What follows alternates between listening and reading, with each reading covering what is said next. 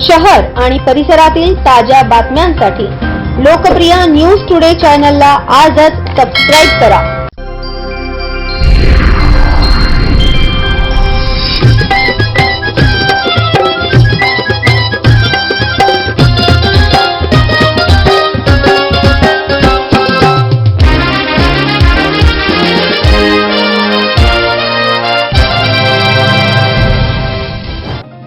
Food and drugs प्रशासनाचे अधिकारी असल्याची बतावणी करत ट्रक अडवून लूटमार करणाऱ्या 3 आरोपींना पोलिसांनी बेड्या ठोकल्या आहेत।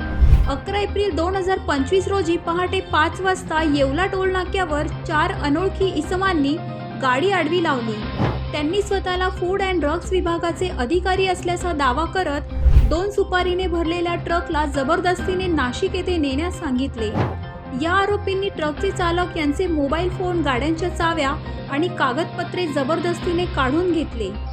या प्रकरणी फिर्यादी मनीशंकर ब्रिजमोहन मिश्रा यांनी सातपूर पोलीस ठाण्यात गुन्हा नोंदवला। त्यानंतर पोलिसांनी तत्परता दर्शवत अंबड लिंक रोडवरून पॉवर हाऊसकडे जात असलेल्या काळ्या रंगाच्या स्विफ्ट कारवर सापळा रचला। पोलिसांच्या हाती 2 आरोपी लागले, चारुदत्त त्र्यंबक भिंगारकर आणि मयूर अशोक दिवटे। पकडल्यानंतर पोलिसांनी आरोपींकडून गाड्यांची कागदपत्रे, ड्रायव्हर लायसन्स आणि मालाच्या पावत्या असा एकूण 4,92,000 रुपयांचा मुद्देमाल जप्त केला।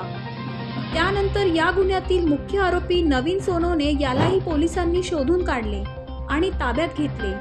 सध्या आरोपी जप्त मुद्देमालासह सातपूर पोलीस ठाण्याच्या ताब्यात असून पुढील तपास सुरू आहे। Team news today Nashik.